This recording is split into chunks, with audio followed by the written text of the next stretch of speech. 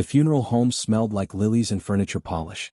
I was standing near the casket shaking hands with people I mostly didn't know, accepting condolences from my father's business associates and distant relatives who'd appeared out of nowhere now that Richard Thornton was dead. My name is Alexander Thornton.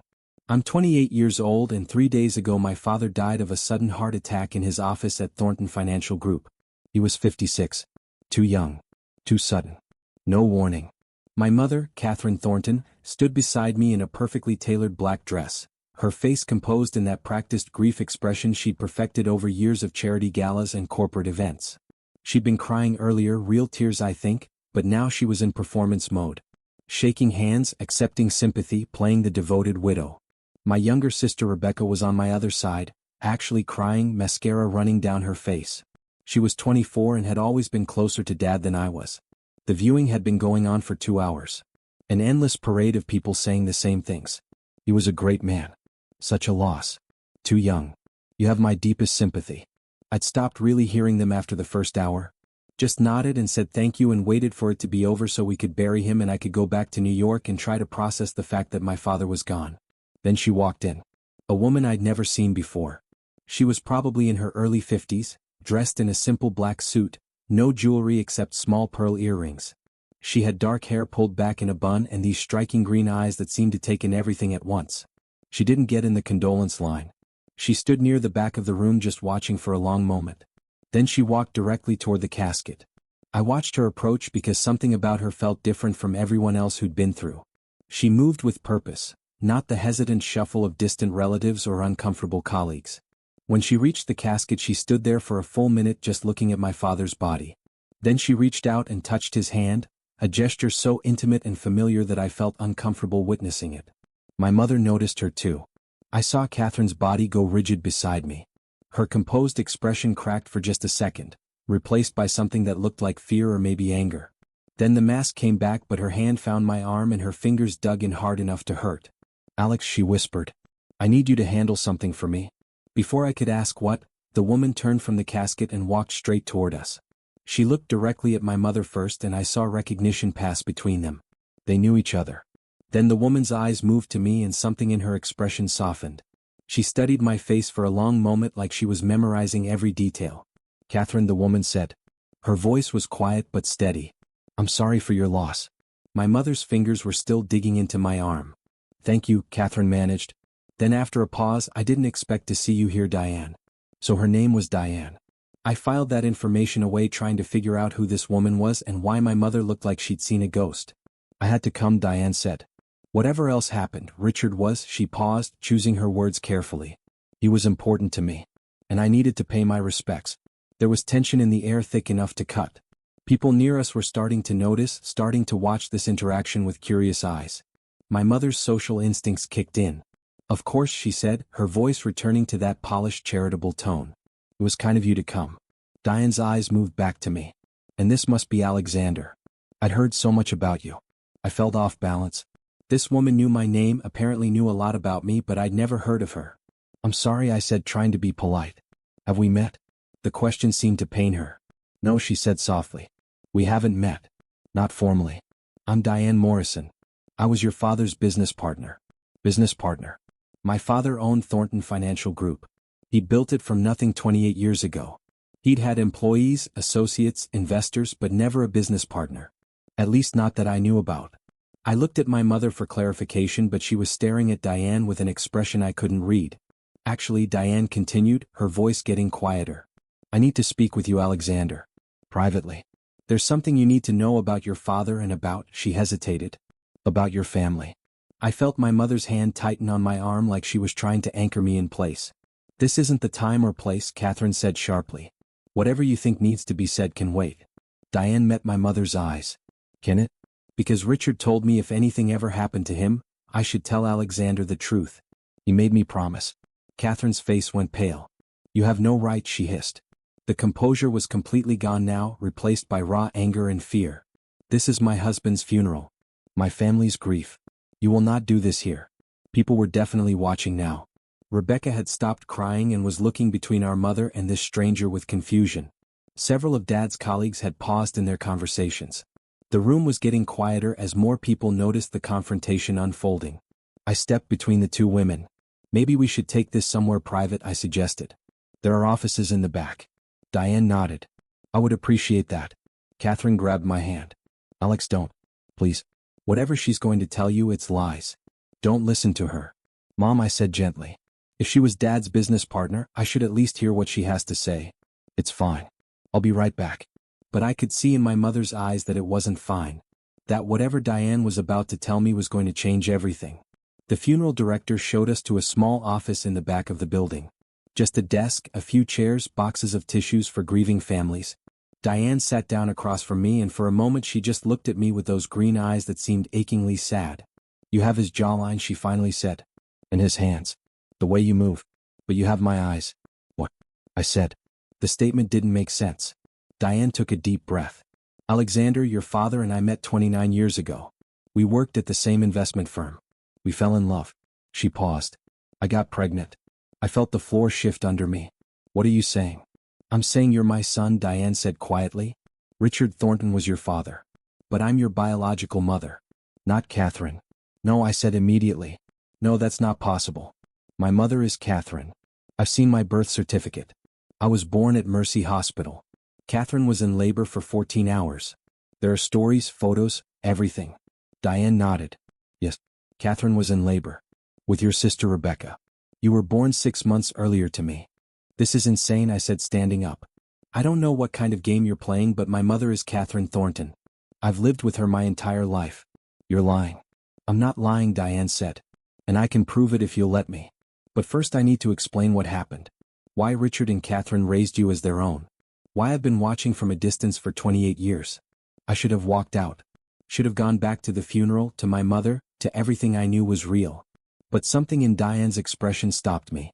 She wasn't lying. I could see it. Whatever she was about to tell me, she believed it was true. So I sat back down. Tell me, I said. Diane's hands were shaking as she pulled out her phone and scrolled to a photo. She turned it toward me. It showed a much younger version of her, maybe 23 or 24, in a hospital bed holding a newborn baby. The timestamp in the corner read 28 years, 6 months and 12 days ago.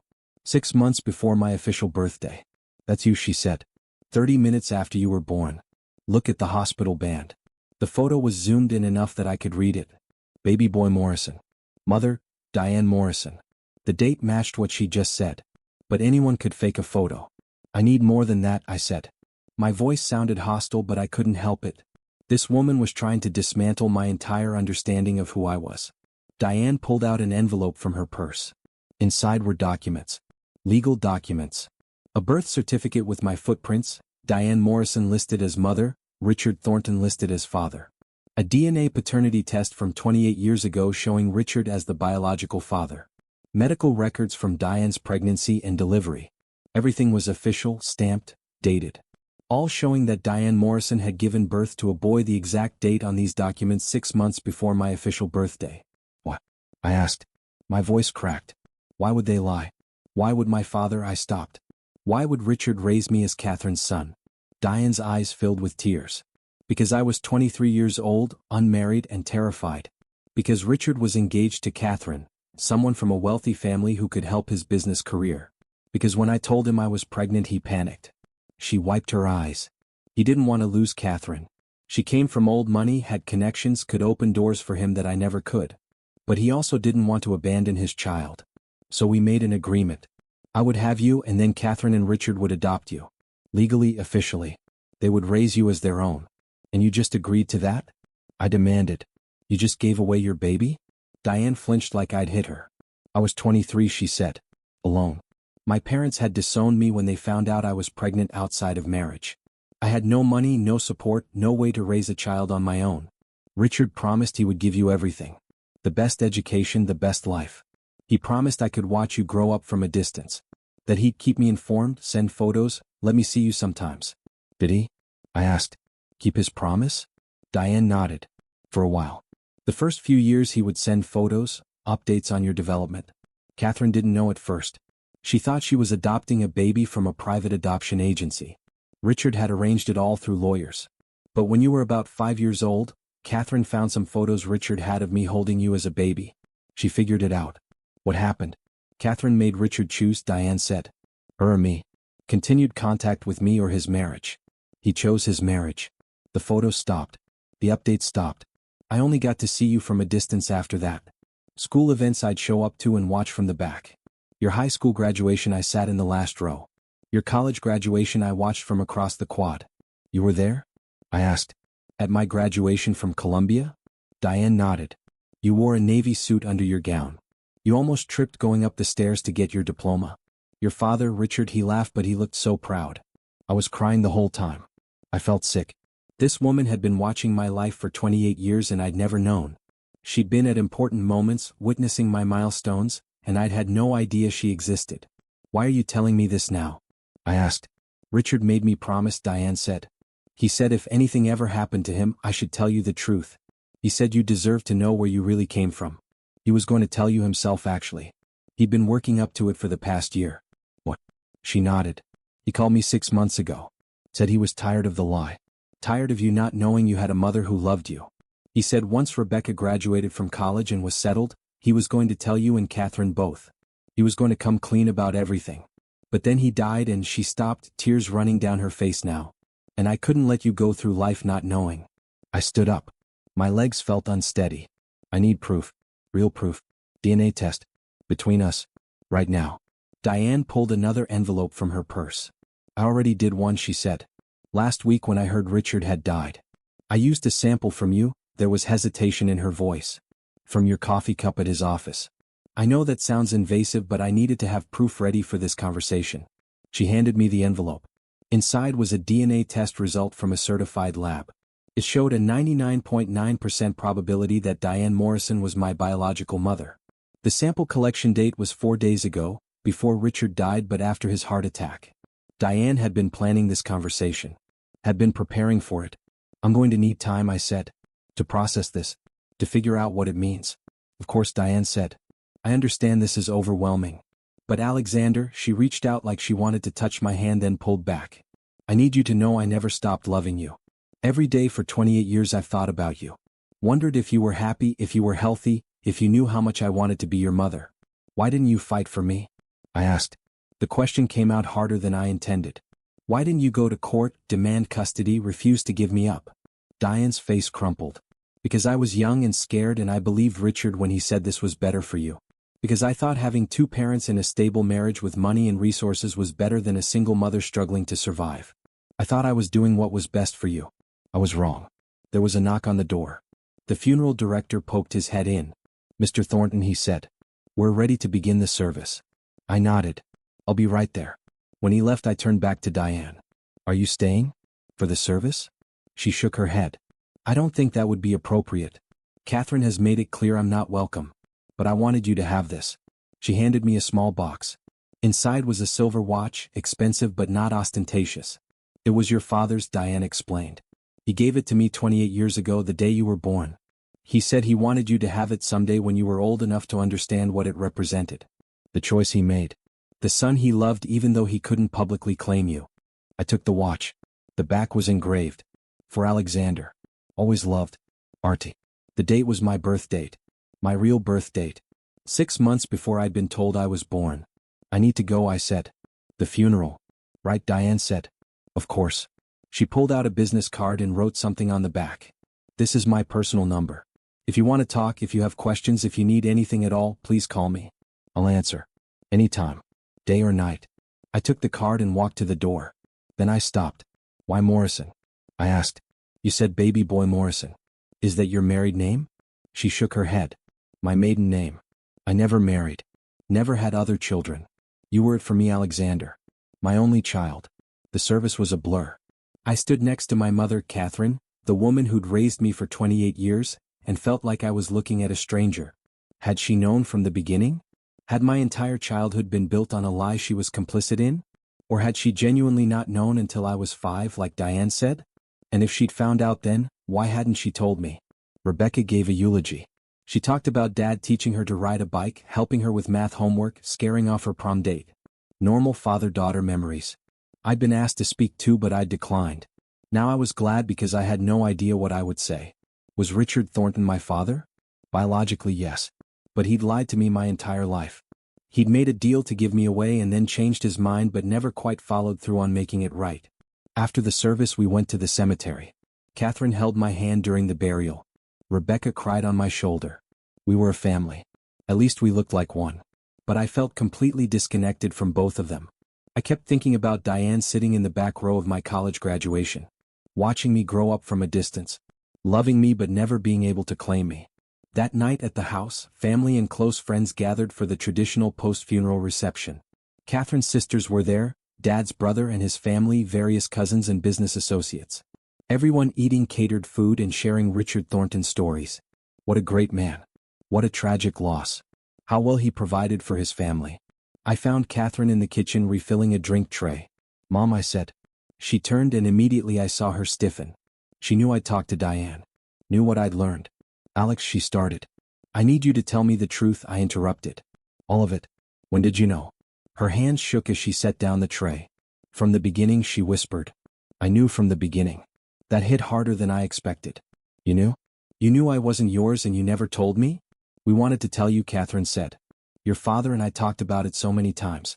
But when you were little it seemed too complicated. And then years passed and it felt like it was too late. You were our son. We raised you. Biology seemed less important than that. You lied to me for 28 years.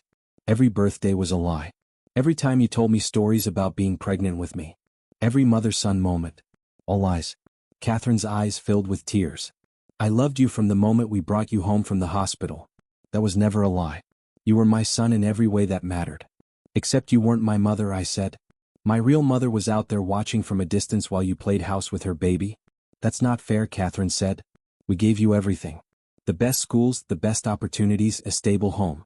What could Diane have given you? A single mother working entry-level jobs? We gave you the life she never could have. You gave me a life built on lies," I corrected. "Did you know Dad was planning to tell me? That he wanted to come clean?" Catherine's face went pale. "Who told you that?" "Diane. She said Dad called her 6 months ago. Said he was tired of lying. Was going to tell me the truth once Rebecca graduated." Catherine sat down heavily in one of the kitchen chairs. "He was," she admitted. "We fought about it constantly. I begged him not to ruin our family with ancient history but he said you deserved to know. Said it was eating him alive keeping this secret." I felt rage building in my chest. "So you knew this was coming and you still didn't tell me? You were going to let me find out from Dad and act surprised?" "I was trying to protect our family," Catherine said. "Trying to keep us together. If you'd known about Diane, known about the adoption, everything would have changed. You would have looked at me differently. At Rebecca differently. She's your half-sister. I wanted you to see her as your full sister." "Rebecca," I said suddenly. "Does she know?" Catherine shook her head quickly. "No. God, no. She thinks you're her full biological brother. You can't tell her, Alex. It would devastate her. Now I'm supposed to lie to my sister too? To protect your fake family narrative?" "Our family isn't fake," Catherine said desperately. "We're a real family. We've lived together, loved each other, been there for each other for 28 years. That's real regardless of biology." "Mom," I said, and I saw her flinch at the title. "I don't know who you are anymore. I don't know who I am. I need time." Catherine reached for my hand. "How much time?" I pulled away. "I don't know. Maybe a lot. Maybe forever." I walked out of the kitchen and found Rebecca in the living room talking to our cousin. "Becca," I said. "I need to head out." "Are you leaving?" She looked confused. "The reception just started." "I know. I'm just not feeling well. I'll call you tomorrow." I hugged her and felt guilt wash over me. She had no idea that I was her half-brother. That our entire family structure was based on a 28-year-old lie. Should I tell her? Did she have a right to know? Or would it just hurt her for no good reason? I drove back to the hotel where I'd been staying.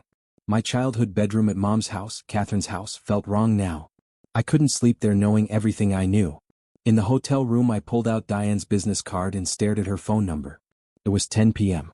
Too late to call. But she'd said anytime, day or night. I called.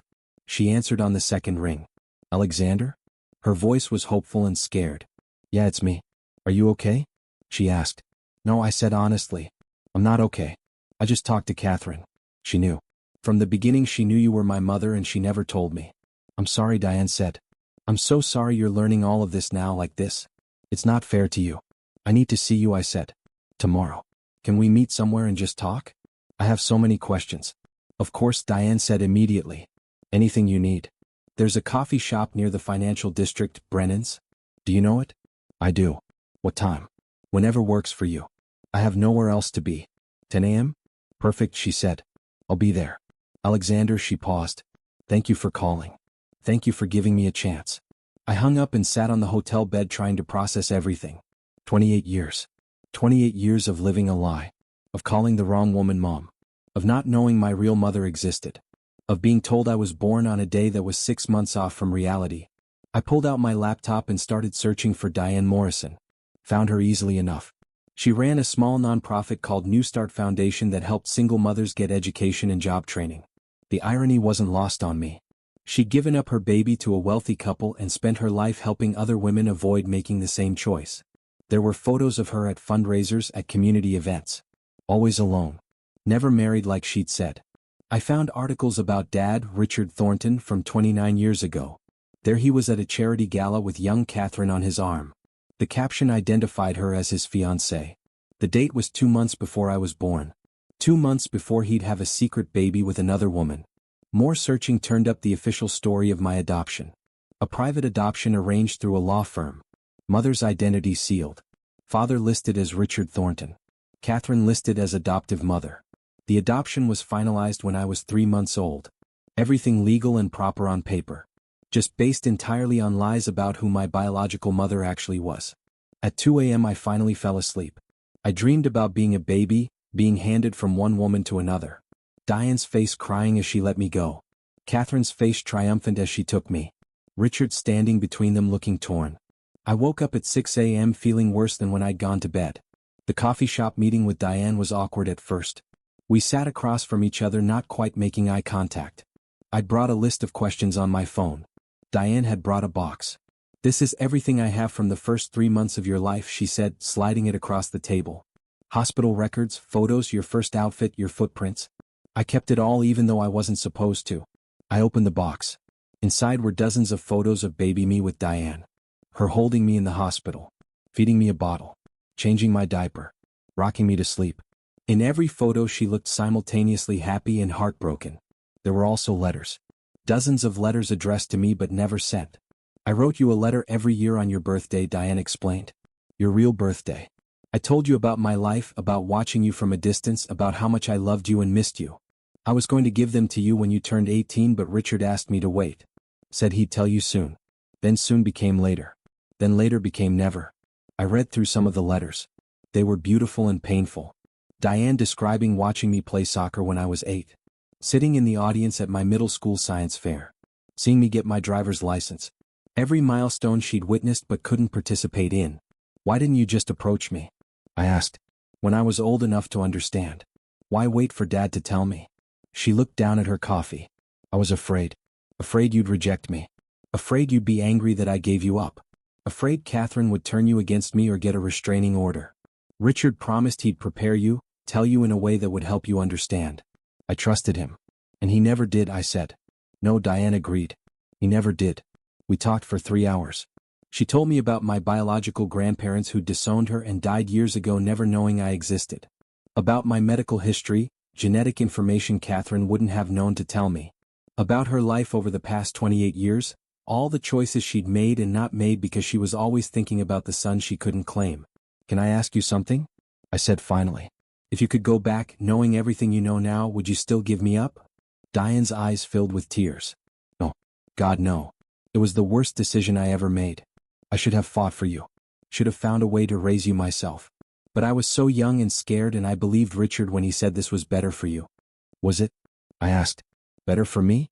Was growing up with money and resources better than growing up with a mother who actually wanted me? You had a mother who wanted you, Diane said. Catherine loves you. I saw it in the way she looked at you even when she was angry at me. She raised you. That matters. Yes, I agreed. But she also lied to me for 28 years. That matters too. Over the next few weeks I met with Diane regularly. Coffee meetings turned into dinners. Dinners turned into weekend visits. She showed me her nonprofit, introduced me to her friends, shared her life with me in a way that felt both completely new and strangely natural. She had my mannerisms. My laugh. My way of tilting my head when I was thinking. All the things I'd thought I got from Richard but actually came from her. Catherine called constantly. Left voicemails begging me to come home, to talk to her, To not throw away our family over ancient history. Rebecca called too, confused about why I was suddenly distant. I hadn't told her yet. Wasn't sure if I should. What good would it do? She'd loved Dad. Loved Mom. Loved me as her brother. Why blow up her world too? But 3 weeks after the funeral I got a call from Catherine's sister, my Aunt Linda. Alex, she said. Your mother is in the hospital. What happened? Panic hit me despite everything. Panic attack, Linda said. Severe one. The doctor says it's stress-related. She's been barely eating, not sleeping. She's making herself sick worrying about losing you. I went to the hospital. Found Catherine in a private room looking small and fragile in a hospital gown. When she saw me she started crying. I'm sorry, she said immediately. I'm so sorry for lying to you. I was selfish and scared and I thought I was protecting our family, but I was really just protecting myself. I sat down next to her bed. Mom, I said, and this time I meant it. You raised me. You were there for every scraped knee, every bad dream, every important moment. That's real. The biology doesn't erase that. But the lying does hurt. It makes me question everything. I know, Catherine whispered. I understand if you can't forgive me. If you want to walk away from this family and build a relationship with Diane instead. But please, please don't shut Rebecca out. She doesn't deserve to lose her brother because of my mistakes. I'm not shutting anyone out, I said. But I need honesty going forward.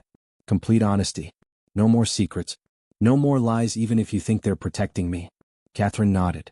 Anything. I'll do anything. I want to have a relationship with Diane, I said. She's my mother too. I need you to accept that. Catherine's face showed pain but she nodded. Okay. If that's what you need. Can I ask something though? What? Are you going to tell Rebecca? I thought about it for a long moment. Yes, I said finally. She deserves to know the truth. It might hurt her but she's an adult. She can handle it. And I don't want to build my relationship with her on lies the way ours was built. Catherine closed her eyes. When are you going to tell her? Soon, I said. Maybe you should be there. Maybe we should tell her together. It's your story too. 2 days later Rebecca came to Catherine's house. Mom had been discharged from the hospital with instructions to reduce stress, eat properly, and see a therapist. Rebecca thought we were having a family dinner. Instead she walked into an intervention. What's going on? She asked, looking between Mom, me, and Diane, who I'd asked to be there. Why is everyone so serious? And who's this? This is Diane Morrison, I said. She was Dad's business partner and I paused. She's my biological mother. Rebecca stared at me. What? Are you joking? This isn't funny, Alex. I'm not joking, I said. Mom and Dad adopted me when I was a baby. Diane is my birth mother. Which makes you my half-sister, not my full sister. Rebecca looked at Catherine for confirmation. Mom? Catherine nodded, tears already starting. It's true, sweetheart. We should have told you both years ago, but we thought we were protecting you. Rebecca's face went through about 5 different emotions. Confusion, disbelief, anger, hurt, betrayal. She looked at me. So you're not really my brother? You're my half-brother? We only share Dad? I'm still your brother, I said. That hasn't changed, Becca. Everything's changed, she said, her voice rising. Our whole family was a lie. Dad lied. Mom lied. Even you're lying now, saying nothing's changed. It's all changed. She started crying. Rebecca, Catherine reached for her, but Rebecca jerked away. Don't touch me. How could you lie about this? How could you let me grow up thinking we were a normal family when it was all fake? It wasn't fake, I said. We are a family. We just have a more complicated origin story than we thought. Rebecca shook her head. I need to leave. I can't be here right now. She ran out. I started to follow, but Diane stopped me. Let her process, she said gently. She just had her worldview shattered. She needs time. Just like you did. I sat back down feeling terrible. This was exactly what I'd been afraid of. Hurting Rebecca with truth that she didn't ask for and couldn't change. But Diane was right. She deserved to know. It took Rebecca 2 weeks to talk to me again. When she finally called, she said she'd been in therapy processing everything. Her therapist helped her understand that family is more than biology. That the years we'd spent as brother and sister were real regardless of DNA. We're still siblings, she said. But I'm mad at Mom and I'm mad at Dad even though he's dead and I can't yell at him. And I'm confused about this Diane person and what role she's supposed to play in our lives now. Fair, I said. I'm confused about that too. Have you been seeing her? Rebecca asked. Yeah. Couple times a week. I searched for the right word. She's nice. She's been watching my life from a distance for 28 years. It's weird but also kind of touching. Do you love her? Like as a mom? I don't know yet, I admitted. I love the idea of her. The woman who gave birth to me and never stopped thinking about me. But we don't have history together. Not real shared history. That's all with Mom with Catherine. Do you still call her Mom? Rebecca asked. Yeah, I said. Because she earned that title even if she didn't earn it honestly. Rebecca was quiet for a moment. Can I meet her? Diane? Really? Rebecca sighed. If she's your biological mother, then she's kind of my what? Stepmom? Bonus parent? I don't know what to call it, but she's part of your life now. Which means she's part of mine too. I should at least meet her. We arranged a family dinner. Catherine, Rebecca, Diane, and me. It was awkward as hell. Catherine and Diane barely spoke to each other. Rebecca asked Diane 100 questions. What did you do for work? Why didn't you fight for Alex? Did you ever want to reach out? Did you ever try to take him back? Diane answered everything honestly. She talked about being young and scared. About believing Richard's promises. About spending 28 years regretting her choice but honoring the agreement she'd made. About loving me from a distance and hoping someday I'd understand. By the end of the dinner, Rebecca was crying. I can't imagine giving up my baby, she said. If I ever have kids, I can't imagine letting someone else raise them. How did you do it? I had to believe it was better for him, Diane said. Better to be raised by two parents with resources than by a struggling single mother. I was wrong. But at the time it felt like the most loving thing I could do. After that dinner, something shifted. Rebecca started seeing Diane occasionally. Coffee dates. Shopping trips. Getting to know the woman who'd given birth to her half-brother. Catherine started therapy to deal with her guilt and fear of losing her children. And I started building a life that included both of my mothers. It wasn't easy. There were arguments about holidays. Who would I spend Thanksgiving with? Christmas. Mother's Day was especially fraught. Catherine wanted to pretend Diane didn't exist. Diane didn't want to intrude on the family Catherine had built. I felt torn between them constantly. But slowly, very slowly, we found a rhythm. Some holidays with Catherine and Rebecca. Some with Diane. Some major life events where everyone showed up and pretended to get along. When I got engaged a year later, both of my mothers were at the wedding. They didn't sit together. But they were both there. Now, 2 years after Dad's funeral, I have a complicated but functional family. Catherine is Mom. Diane is Diane, though sometimes I slip and call her Mom too. Rebecca is my sister, half or full doesn't matter. We're bound by shared childhood and love, not just biology. I learned something important through all of this. Family is both biology and choice. Both nature and nurture. Diane gave me life. Catherine raised me. Both shaped who I am. Both loved me in their own imperfect ways. Both made mistakes that hurt me. Both deserve forgiveness and a place in my life. The watch Richard gave Diane for me sits on my dresser. A reminder that sometimes love means impossible choices. Sometimes it means secrets that should have been shared sooner. Sometimes it means doing what you think is right even when it turns out to be wrong. I think about what my father planned to do. Coming clean. Telling me the truth.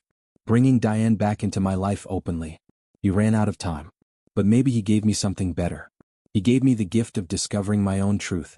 Of choosing what kind of relationships I wanted with both of my mothers. Of building a family based on honesty instead of convenient lies. I still get angry sometimes. At Richard for the original deception. At Catherine for maintaining it. At Diane for not fighting harder. But mostly I'm grateful. Grateful to know where I came from. Grateful to have two women who loved me even if they showed it in complicated ways. Grateful that Rebecca stood by me even when her world got turned upside down. This wasn't the family I thought I had. But it's the family I've chosen to keep. All of them. Messy, complicated, imperfect. But real. Finally, honestly, completely real. What would you do if you discovered this at your father's funeral? How would you handle it?